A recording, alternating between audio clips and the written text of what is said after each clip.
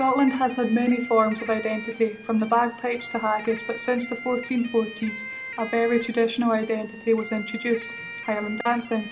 Highland dancing was first performed by male warriors, where they would perform a sword dance. Today it is now more commonly performed by the female sex. Kathryn, who has over 10 years of experience in Highland dancing, last year had to give up competing as a Highland dancer due to her turning 16. Once a dancer turns 16 and have reached their premier level, they can no longer compete at national competitions.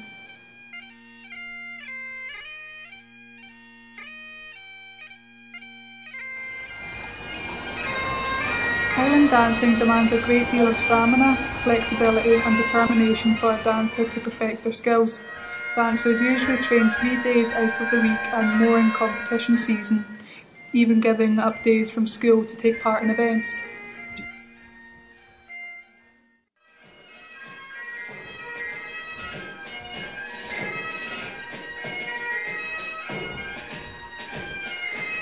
What would you say has been your best experiences as a dancer? Yeah, I've had quite a few experiences being a dancer. But I'd probably say the best was the last 2 years I got picked from the X Factor to dance as entertainment at the Glasgow auditions, and I got to meet Dermot O'Leary and spend the day with him, and got to meet the judges and stuff, and we were on TV at the auditions, and I got to go dance in Canada and Ireland in the competitions and the championships, which was really good, and I won quite a few medals. But the biggest achievement would probably be dancing at Games, which is the biggest competition for Highland dancers all over the world, and I won that twice, so I'd probably say those were the best experiences.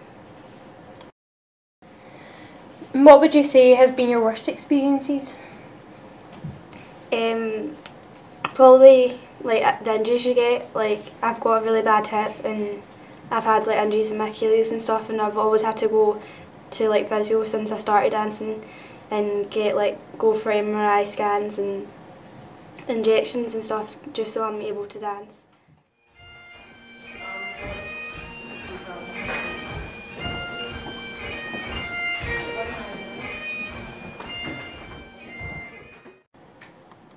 How do you feel about not competing anymore? It is really sad, because I've grown up doing Highland dancing all my life, and that's all I loved and wanted to do. But in another way it's a relief, because my hip and the stuff that goes on in dancing school, you're doing it to please other people. Well, that's how I feel, and it's not I'm not in love with it as what I used to be when I was younger.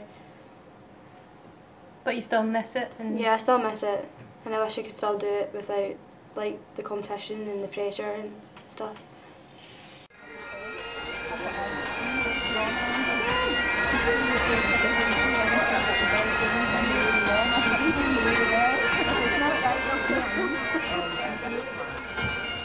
Do you feel it's important to keep Highland dancing alive and going in Scotland? Yeah, because it's a big part of Scotland, because it was always started in Scotland, and it's also had a big impact in other countries all over the world, especially Canada. But I think it's best to keep it in Scotland, because that's where it came from, and it's the mark of Scotland. Highland dancing.